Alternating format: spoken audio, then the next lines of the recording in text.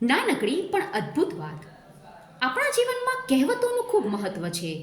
કોઈને કોઈ વાત સમજાવી હોય તો આપણે કહેવતોનો આધાર લઈએ છીએ.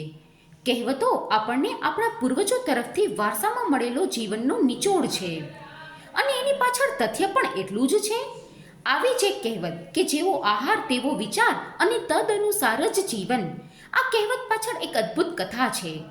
મહાભારતના ઘોર યુદ્ધ પછી સત્યનિષ્ઠ યુધિષ્ઠિર સમ્રાટ બન્યા અને ભીષ્મ પિતામહ બાણશૈયા ઉપર પડ્યા સૂર્યના ઉત્તરાયણ ગમનની રાહ જોઈ રહ્યા હતા.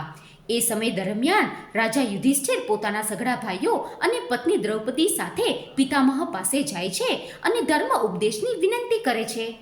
સમ્રાટ યુધિષ્ઠિરની વિનંતીને માન આપી પિતામહ ધર્મ, ન્યાય અને નીતિનો ઉપદેશ આપવાનો શરૂ કરે છે.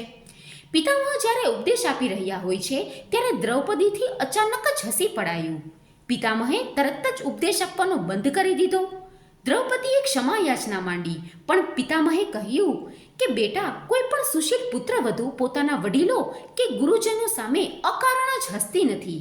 આથી સંકોચ વગર તારા હસવાનું કારણ જણાવ. ત્યારે દ્રૌપદી કહે છે કે પિતામહ, અત્યારે તમે ધર્મ, ન્યાય અને નીતિનો ઉપદેશ આપી રહ્યા છો, પણ કૌરવોની ભરી સભામાં જ્યારે દુશાસન મારું વસ્ત્રહરણ કરી રહ્યો હતો ત્યારે તમારું આ ધર્મનું જ્ઞાન ક્યાં જતું રહ્યું હતું? લાગે છે એ શરમજનક ઘટના પછી જ તમને આ જ્ઞાન પ્રાપ્ત થયું છે. ત્યારે પિતામહ ક્ષમા માંગે છે અને કહે છે કે ના બેટા, આ જ્ઞાન તો મારી પાસે ત્યારે પણ હતું જ, પણ સમય બળવાન છે. કહેવાય છે ને, જેવો આહાર તેવો જ વિચાર. હું ત્યારે કૌરવોના અધિષ્ઠાતા દુર્યોધનનું અન્ન ખાઈ રહ્યો હતો અને એટલે જ ન્યાયોચિત વર્તન ન કરી શક્યો.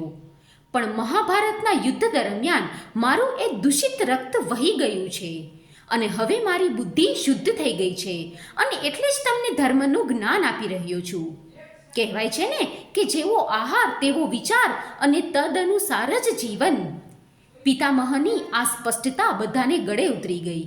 છે ને અદ્ભુત વાત?